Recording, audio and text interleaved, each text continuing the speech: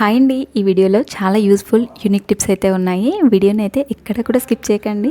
చూసిన ప్రతి ఒక్కరు కూడా ఒక చిన్న లైక్ చేసి ఛానల్ని అయితే సబ్స్క్రైబ్ చేయండి. స్మాల్ రిక్వెస్ట్ అండి, ఎవరైనా సరే ఫస్ట్ టైం మన ఛానల్ని చూస్తున్నట్లయితే ఛానల్కి వెళ్ళి చెక్ చేయండి. ఛానల్లో మంచి మంచి టిప్స్ అయితే ఉన్నాయి. మీకు నచ్చిన కంటెంట్ ఉంది అనుకుంటే తప్పకుండా ఛానల్ని అయితే సబ్స్క్రైబ్ చేయండి. ఇన్స్టాగ్రామ్లో కూడా మన ఛానల్ని రెగ్యులర్గా ఫాలో అవుతుండండి. అక్కడ కూడా మంచి మంచి టిప్స్ అయితే షేర్ చేస్తాను. మీకు ఏదైనా టిప్ నచ్చితే ఫ్రెండ్స్ అండ్ ఫ్యామిలీ మెంబర్స్కి కూడా తప్పకుండా షేర్ అయితే చేయండి. ఫస్ట్ టిప్, మనము సిల్వర్ ఐటమ్స్ ఎంత మంచిగా క్లీన్ చేసినా సరే అవి తొందరగా జిడ్డు అనేది పట్టేస్తాయి. నార్మల్గా సోప్స్తో లిక్విడ్స్తో క్లీన్ చేస్తే అవి షైనింగ్ అనేది తగ్గిపోయి ఈజీగా నల్లబడిపోతాయి. ఇంట్లోనే మనం ఈజీగా ఇలా క్లీన్ చేసుకున్నాం అనుకోండి, ఎన్ని రోజులైనా సరే సిల్వర్ ఐటమ్స్ అనేది షైనింగ్ తగ్గవు, నల్లబడవు. మనం సిల్వర్ ఐటమ్స్ కానీ సిల్వర్ కుందులు కానీ వాడిన తర్వాత ఆయిల్ జిడ్డు అనేది అలానే ఉంటుంది కదా, దానిపైన కొంచెం మనం కర్రీస్లోకి యూస్ చేసే సాల్ట్ ఉంటుంది కదా, ఆ సాల్ట్ అనేది వేసి ఒక 2 minutes అలానే వదిలేయాలి. ఒక 2 minutes తర్వాత గట్టిగా రబ్ చేసి ఇలా కనుక క్లీన్ చేసాము అనుకోండి, ఈజీగా అందులో ఉండే జిడ్డు అనేది వదిలిపోతుంది. ఇంకా ఏదైనా మరకలు ఉన్నా సరే ఈ సాల్ట్ వేయి గరుకుగా ఉండడం వల్ల ఈజీగా ఆ జిడ్డు అంతా కూడా వదిలిపోతుంది. ఇలా క్లీన్ చేసిన తర్వాత నార్మల్ వాటర్తో ఒకసారి క్లీన్ చేసి మనం కాటన్ క్లాత్తో తుడిచి మనం స్టోర్ చేసి కనుక పెట్టుకున్నాము అనుకోండి, ఎన్ని డేస్ ఉన్నా సరే సిల్వర్ ఐటమ్స్ అనేది షైనింగ్ తగ్గవు, నల్లబడవు, చాలా నీట్గానైతే ఉంటాయి. మనం మార్కెట్లో దొరికే ఎలాంటి లిక్విడ్స్ వాడాల్సిన అవసరం లేకుండా జస్ట్ ఇలా సాల్ట్ వేసి కనుక క్లీన్ చేసాము అనుకోండి, సిల్వర్ ఐటమ్స్ ఏదైనా సరే చాలా మంచిగా నీట్గా క్లీన్ అవుతాయి. సిల్వర్ కుందులనే కాదు, మనకి సిల్వర్ ప్లేట్స్ కానీ సిల్వర్ చెంబులు కానీ ఉంటాయి కదా, ఏవైనా సరే ఇలానైతే క్లీన్ చేసుకోవచ్చు. ఇంకా ఏదైనా జిడ్డుగా ఉంటే విమ్ లిక్విడ్ వేసి క్లీన్ చేసుకున్నా సరే మంచి షైనింగ్ అనేది కూడా వస్తాయి.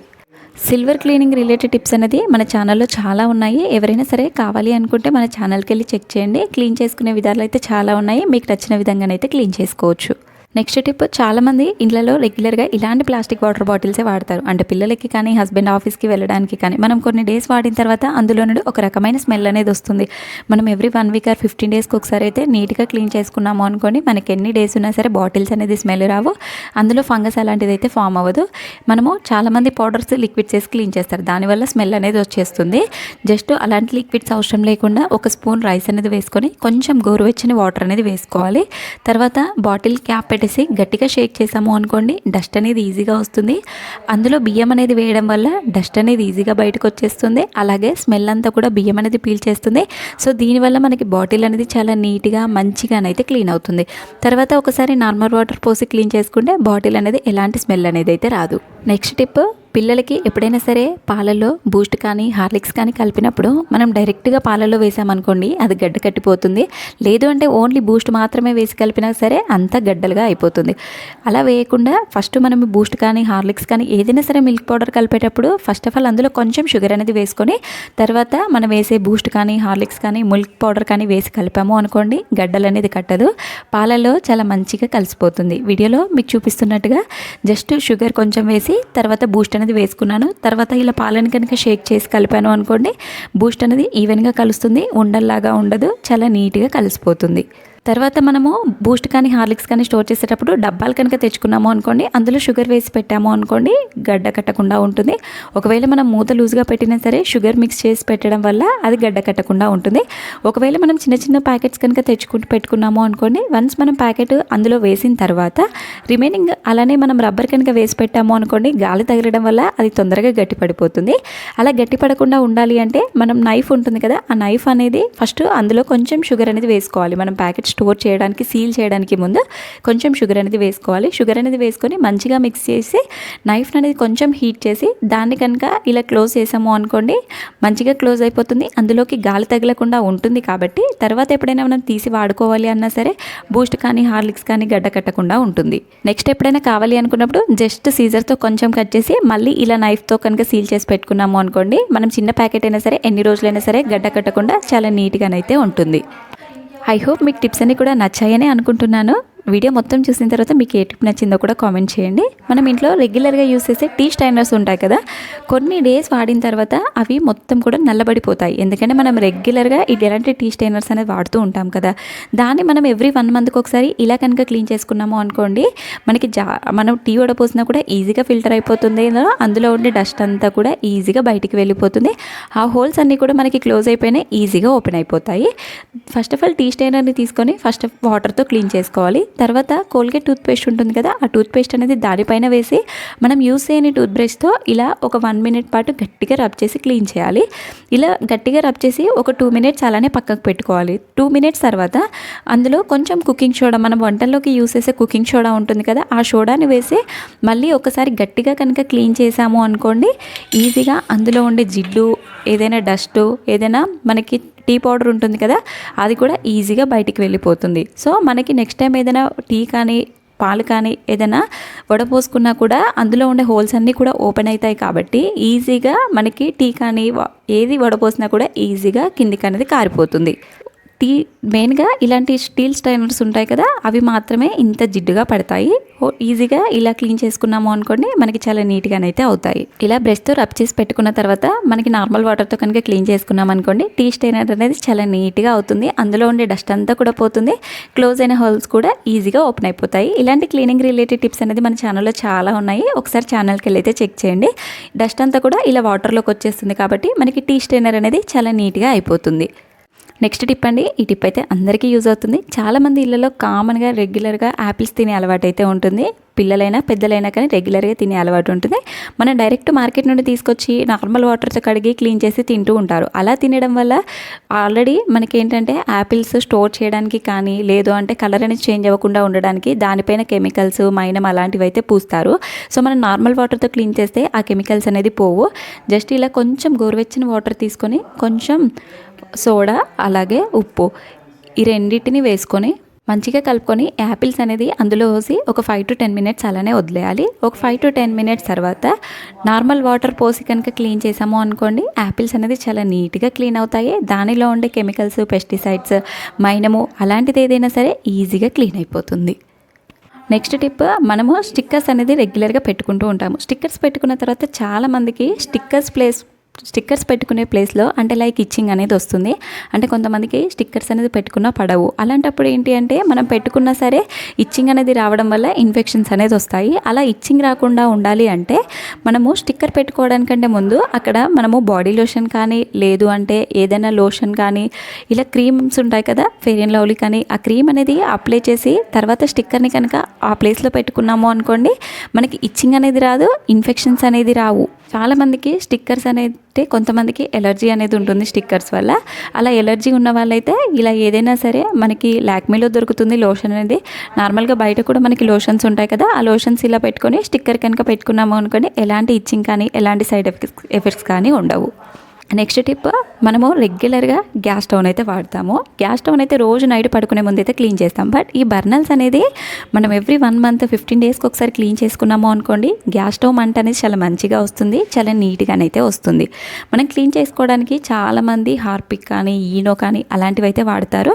అదేమి వాడాల్సిన అవసరం లేకుండా మనం ఆనియన్స్ ఉంటాయి కదా, మనం ఇంట్లో యూస్ చేసే ఆనియన్ జస్ట్ ఇలా ఒక పీస్ కట్ చేసుకొని ఆ ఒక పీస్తో ఇలా గ్యాస్ బర్నల్ బ్యాక్ సైడ్ కనుక అన్నాము అనుకోండి, దానికి వచ్చే జంగ్ అంతా కూడా ఈ ఆనియన్ అనేది పీల్చేస్తుంది. ఆనియన్లో ఉండే తడిదనం ఏదైతే ఉంటుంది కదా, ఆ తడిదనం అనేది ఈ ఉల్లిగడ్డ పీల్చేస్తుంది. సో దానిలో ఉండే జంగ్ అంతా కూడా ఈ ఆనియన్కి వచ్చేస్తుంది. సో మనకి హోల్స్ అన్నీ కూడా ఓపెన్ అవుతాయి. సో ఏదైనా డస్ట్, జంగ్ అంతా కూడా ఈ ఆనియన్ అనేది పీల్చేస్తుంది కాబట్టి హోల్స్ అనేది ఓపెన్ అయిపోతాయి. నెక్స్ట్ మనం ఇది గ్యాస్ బర్నర్కి కనుక ఫిక్స్ చేసాము అనుకోండి, మనకి గ్యాస్ అనేది చాలా మంచిగా వెలుగుతుంది. మనకు వంట ఏదైనా చేసుకున్నా సరే తొందరగా పూర్తయిపోతుంది. మనకి ఈనో, హార్పిక్ అలాంటిది వేసి క్లీన్ చేయాల్సిన అవసరం లేకుండా జస్ట్ ఒక చిన్న పీస్ ఆనియన్తో ఇలా ఎవ్రీ 15 డేస్కి ఒకసారి బర్నల్ కనుక క్లీన్ చేసుకున్నాం అనుకోండి, బర్నల్స్ అనేది చాలా నీట్గా చాలా మంచిగానైతే వెలుగుతాయి. నెక్స్ట్ టిప్ అని, నార్మల్గా మనము ఇంట్లో రెగ్యులర్గా ఆలుగడ్డలను అయితే వాడుతూ ఉంటాం కదా కర్రీస్ చేయడానికి. కొన్నిసార్లు ఏంటి అంటే మనం మార్కెట్ నుండి తీసుకొని తర్వాత అవి కలర్ చేంజ్ అయిపోతాయి, అలాగే మొలకలు అనేది వస్తాయి. అలా మొలకలు రాకుండా ఉండాలి, కలర్ చేంజ్ అవ్వకుండా గ్రీన్ కలర్ లాగా మారకుండా ఉండాలి అంటే అందులో ఒక యాపిల్ అనేది వేసుకోవాలి.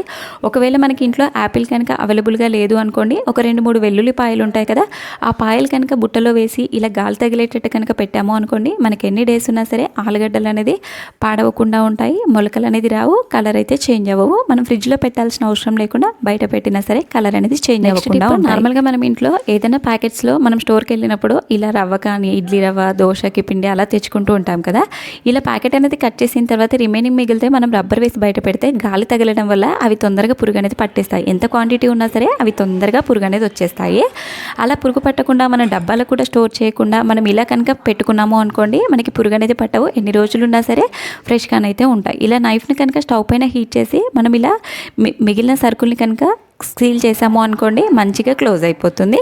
మనము నెక్స్ట్ టైం ఎప్పుడైనా సరే యూస్ చేసుకోవాలి అన్నప్పుడు కొంచెం నైఫ్తో కట్ చేసి రిమైనింగ్ ఐటమ్ అంతా కూడా మళ్ళీ ఇలా సీల్ చేసి పెట్టుకున్నాము అనుకోండి, మనకి గాలి తగలకుండా ఉంటుంది. కాబట్టి ఎన్ని రోజులైనా సరే పురుగు అనేది పట్టకుండా చాలా ఫ్రెష్గానైతే ఉంటాయి. నెక్స్ట్ టిప్ అండి, నార్మల్గా మనం ఇంట్లో ప్రతి ఒక్కరి ఇంట్లో కూడా రెగ్యులర్గా ప్రెషర్ కుక్కర్ని అయితే వాడతారు. అంటే లైక్ పప్పుకు కానీ లేదా రైస్ వండడానికి.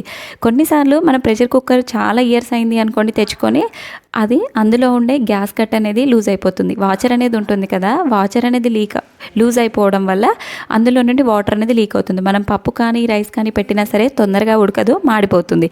సో అలాంటప్పుడు మనం ఏంటి, మళ్ళీ కొత్త గ్యాస్ కట్ అనేది తెచ్చుకుంటాము. అలా తెచ్చుకోవాల్సిన అవసరం లేకుండా గోధుమ పిండి ఉంటుంది కదా, కొంచెం గోధుమ పిండిని అనేది ఇలా వాచర్ పైన చల్లి మంచిగా మనము కుక్కర్ మూతకి కనుక ఫిక్స్ చేసాము అనుకోండి, మన కుక్కర్ నుండి ఒక్క చుక్క కూడా వాటర్ అనేది లీక్ అవ్వదు. ఎందుకంటే ఈ గోధుమ పిండిలో స్టిక్నెస్ అనేది ఉంటుంది కాబట్టి దానికి ఈజీగా స్టిక్ అయిపోతుంది. సో మనం వాచర్ని కనుక ఫిక్స్ చేసుకున్నాము అనుకోండి, ఆ హోల్స్ అన్నీ కూడా దీనివల్ల బ్లాక్ అయిపోతాయి. సో మంచిగా వాచర్ అనేది ఫిక్స్ అయిపోతుంది. ఇలా మనం గోధుమ పిండి అప్లై చేయడం వల్ల మనకి అందులో నుండి చుక్క వాటర్ అనేది కూడా లీక్ అవ్వదు. మనం పప్పు కానీ రైస్ కానీ పెట్టినా సరే మనకి తొందరగా ఉడికిపోతుంది. కుక్కర్కి రిలేటెడ్ టిప్స్ అయితే అంటే ఎలా క్లీన్ చేసుకోవాలి, వాచర్ని కానీ విజిల్ని కానీ కుక్కర్ని కానీ చాలా ఉన్నాయి. ఒకసారి ఛానల్కి వెళ్ళి అయితే చెక్ చేయండి. ఇంకొక వే అండి, ఇలా కూడా చేసుకున్నా మనకి కుక్కర్ నుండి వాటర్ అయితే లీక్ అవ్వవు. మరీ ఎక్కువగా లూజ్ అయింది అనుకోండి, చాలామంది ఫ్రిడ్జ్లో పెడతారు. ఫ్రిడ్జ్లో పెట్టడం వల్ల దగ్గరికి అయిపోతుంది. బట్ చాలా బాగా లూజ్ అయింది అనుకోండి, మనం ఫ్రిడ్జ్లో పెట్టినా కూడా పనిచేయదు. అలాంటప్పుడు ఈ టిప్ అయితే మీరు ట్రై చేయండి. ఫస్ట్ ఆఫ్ ఆల్ స్టవ్ పైన పెద్ద గిన్నె తీసుకోవాలి. అంటే కొంచెం వెడల్పుగా ఉన్న గిన్నె అనేది తీసుకోవాలి. అందులో వాటర్ అనేది కొంచెం ఒక 2 గ్లాసెస్ వాటర్ని తీసుకొని వాచర్ మునిగేంత వరకు వాటర్ని తీసుకోవాలి. వాటర్ అనేది కొంచెం గోరువెచ్చగా అయిన తర్వాత ఈ వాచర్ అనేది అందులో వేసుకొని ఒక 5 మినిట్స్ పాటు లో ఫ్లేమ్లోనే హీట్ చేసుకోవాలి. ఈ లో ఫ్లేమ్లో హీట్ చేసుకోవడం వల్ల వాచర్ అనేది హీట్ అవ్వడం వల్ల దగ్గరికి అయిపోతుంది. సో దానివల్ల మనకి లూజ్ అయిన వాచర్ మొత్తం కూడా దగ్గరికి వచ్చేస్తుంది. సో మనకి ఎంత లూజ్ అయినా సరే ఇలా ఒక 5 మినిట్స్ కనుక హీట్ చేసాము అనుకోండి, వాచర్ అంతా కూడా దగ్గరికి వచ్చేస్తుంది. సో దీనివల్ల మనము కుక్కర్ మూతకి కనుక వాచర్ని ఫిక్స్ చేసాము అనుకోండి, అది దగ్గరికి పోవడం వల్ల ఈజీగా సెట్ అయిపోతుంది. ఒకవేళ మనం పెట్టే ముందు ఇంకా లూజ్ అయింది అనిపించింది అనుకోండి, యూజ్ చేసే కుకింగ్ ఆయిల్ ఉంటుంది కదా, ఆ కుకింగ్ ఆయిల్ అనేది వాచర్కి అలాగే కుక్కర్ మూతకి మొత్తం కూడా అప్లై చేసి మూతకి ఫిక్స్ చేసి పెట్టాము అనుకోండి, మనకి కుక్కర్ నుండి చుక్క వాటర్ కూడా లీక్ అవ్వదు. మనకి ఎన్నిసార్లు కుక్కర్ యూజ్ చేసినా ఇలా ట్రై చేయండి. మనకి కొత్త వాచర్ తెచ్చుకోవాల్సిన అవసరం లేకుండా ఉన్న వాచర్నే ఇలానైతే యూజ్ చేసుకోవచ్చు. ఇంకా మన ఛానల్లో టిప్స్ ఉన్నాయి, ఒకసారి వెళ్ళి చెక్ చేయండి. ఇప్పుడు మీకు చూసిన టిప్స్లో ఏ టిప్ నచ్చిందో కామెంట్ చేయండి. ఇంకా మీకు దేనికి రిలేటెడ్ టిప్స్ కావాలో కామెంట్ చేయండి. తప్పకుండా నెక్స్ట్ వీడియోస్లోనైతే చేయడానికి ట్రై చేస్తాను. ఇంకా మీకు తెలిసిన టిప్స్ ఏదైతే ఉన్నాయో అవి కామెంట్స్లో నాకైతే షేర్ చేయండి. నెక్స్ట్ వీడియోస్లోనైతే అలాంటి టిప్స్ అయితే చేసి చూపిస్తాను. లాస్ట్ టిప్ అండి, మనము రెగ్యులర్గా స్టిక్కర్స్ అయితే పెట్టుకుంటాం కదా. నార్మల్గా సమ్మర్లో కానీ లేదు అయినా కొన్నిసార్లు అయితే స్వెట్టింగ్ వల్ల స్టిక్కర్స్ అనేది మనం పెట్టుకున్న వెంటనే ఊడిపోతాయి. అలా ఊడిపోకుండా కొన్నిటికి గమ్ అనేది సరిగ్గా లేకపోయినా ఊడిపోతాయి. అలా గమ్ అనేది సరిగ్గా లేని స్టిక్కర్స్ పెట్టుకున్నా ఊడిపోకుండా ఉండాలి అంటే మనం పెట్టుకోవడానికి ముందు ఒక 10 మినిట్స్ డీప్ ఫ్రిడ్జ్లో పెట్టి తీసి మనం స్టిక్కర్ని కనుక పెట్టుకున్నాము అనుకోండి, స్టిక్కర్ అనేది చాలా మంచిగా స్టిక్ అవుతుంది. ఒకవేళ స్టిక్కర్ పెట్టుకున్నా ఇచ్చింగ్ కూడా రాదు, చాలా నీట్గానైతే ఉంటుంది. నేను చూసిన ప్రతి ఒక్కరు కూడా ఒక లైక్ చేసి సబ్స్క్రైబ్ చేయడం మర్చిపోకండి.